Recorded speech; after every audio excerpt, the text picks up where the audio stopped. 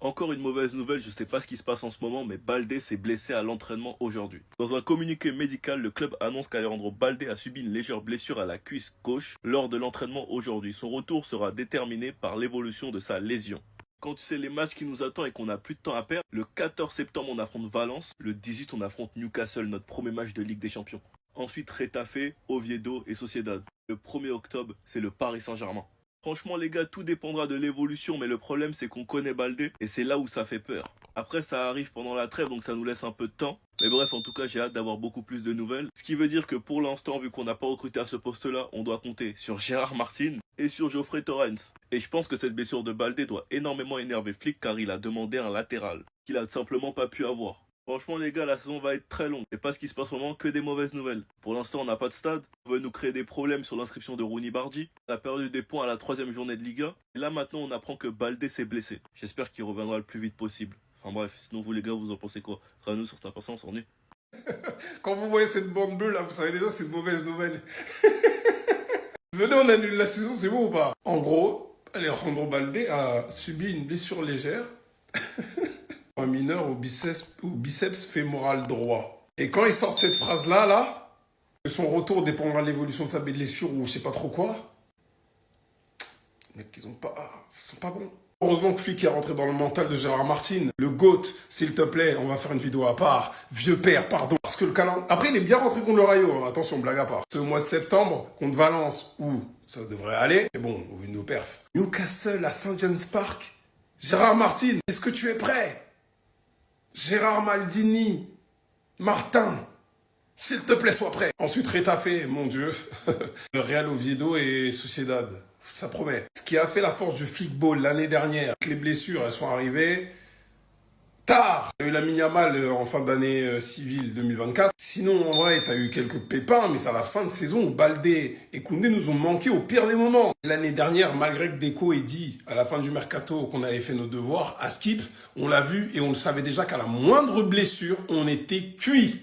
C'est ce qui s'est passé contre l'Inter parce qu'ils nous ont manqué. En plus, Lewandowski aussi était absent. Bref. Comment vous m'expliquez que lors des trêves internationales côté Barça, il y a toujours au minimum un blessé? Et le pire dans cette histoire, c'est que Baldé, il s'est blessé, ok, mais il a même pas été appelé en sélection. Genre, il a même pas été convoqué, etc. On peut pas se cacher derrière ça. Là, pendant 3 semaines, il va être absent, donc ça veut dire d'avance qu'il va rater Valence, Newcastle, Retafe, peut-être même le Real Oviedo, et on espère qu'il reviendra pour la Real Sociedad. Et si par malheur contre la Sociedad, il est pas là, ça veut dire qu'il reviendra contre le PSG le 1er octobre. Et quand je dis par malheur, c'est dans le sens où il aura même pas de rythme dans les jambes. En tout cas, pendant son absence, on va devoir compter sur Gérard Martin et personnellement, je lui fais confiance. L'année dernière, il nous a montré plus d'une fois qu'à ce poste-là, il pouvait gérer. Donc j'espère de tout cœur que ça va continuer comme ça, même si je vous avoue que pour le match contre Newcastle au St. James Park, je sais pas trop mais je lui fais confiance. Bref, en tout cas, n'hésitez pas à me donner vos avis dans les commentaires, histoire de savoir ce que vous en pensez, et moi je lirai tout ça. Énorme retournement de situation concernant le cas Rooney Barghadji. Monsieur que vous voyez derrière moi, directeur général de la Liga. Il s'agit donc de Javier Gomez qui a déclaré en gros que l'inscription de Rooney Barghadji avec la B est pas possible parce qu'ils estiment que le Barça contourne le fair play financier espagnol en faisant cela. Ce qui veut dire probablement que tant qu'il est inscrit avec l'équipe B, il ne pourra pas jouer avec l'équipe A. Maintenant, si je me rappelle du cas Mastantuano, lui aussi, il me semble, parce qu'il a numéro 30. Mais après, le seul truc explicable, pour être honnête, c'est qu'ils savent que le Real Madrid a le fair play financier pour l'enregistrer de base. Que l'enregistrer en B n'a pas été un moyen de contourner le fair play financier, étant donné que le Real n'a pas de souci de fair play financier. On m'interroge quand même, parce que comment on aurait fait pour enregistrer Nico Williams, sachant que, encore une fois, sans la blessure de Ter Stegen, comment on enregistre Johan Garcia? C'est des questions que je me pose.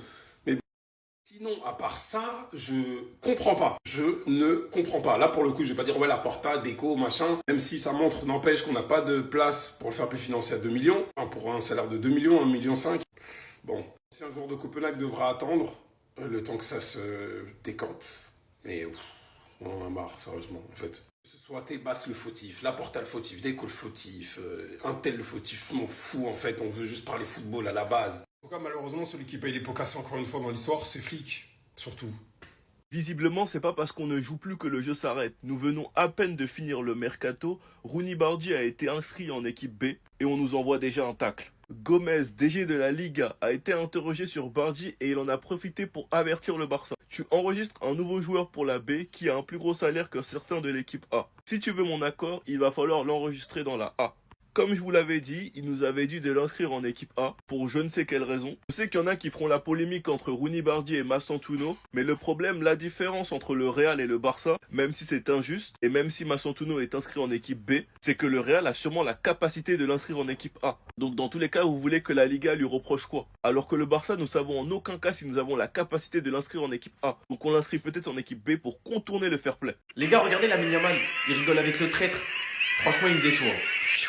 Ça, c'est ce que j'aurais dit si j'étais malhonnête, mais dans le fond, Nico, il a raison. Lui, il est à 3 victoires en 3 matchs en course pour être élu joueur du mois. Nos recrues qu'on achète à bas prix, on n'est même pas capable de les inscrire, on les inscrit avec le Barça Athletic. Tu vois des Villarreal qui font des mercatos à plus de 100 millions. On se fait devancer par des clubs comme Levante et Yayon qui était une cible du Barça a été transféré ce soir. Sur la page de Fabrizio Romano, tu vois des Here We Go de partout. Tous les clubs, ils sont concernés. Nous, on a un tout petit article. On vient de prêter Hector Fort à Elche.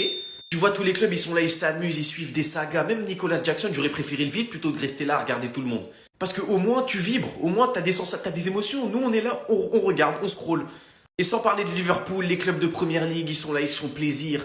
Mais ils ont raison, c'est nous, on fait pas notre taf. Hier, c'était la rentrée des classes, mais c'était aussi la rentrée des classes des joueurs de la Roja. Avec Nico Williams, Olmo, suivi d'Unai Simon, Zubimendi, Cucurella, Merino, Carvajal, Cubarsí et Lamine Yamal. Voilà Nico Williams et Lamine Yamal qui s'entraînent tous les deux ensemble.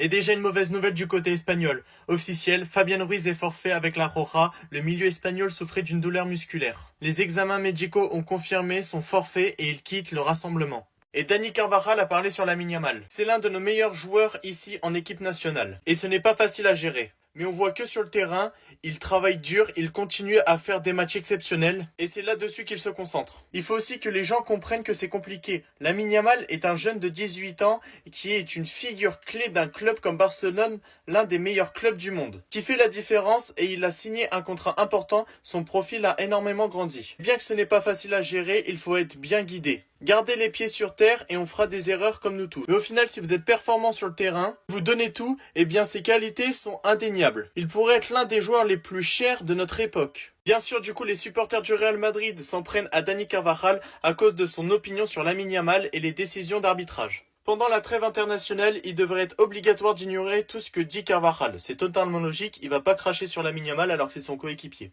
On lui a aussi posé la question du Ballon d'Or entre Lamine Yamal ou Dembélé et il a clairement dit « Je ne vais pas voter, je ne le donnerai à personne puisque je suis pas le capitaine, donc c'est un problème que je n'ai pas ». Alors que Lamine Yamal, lui, a parlé pour le Ballon d'Or. Tant qu'équipe gagnante de la Ligue des Champions avec le Barça serait incroyable et en tant qu'individualité, chaque joueur rêve de gagner le Ballon d'Or. Et quiconque dit le contraire ment.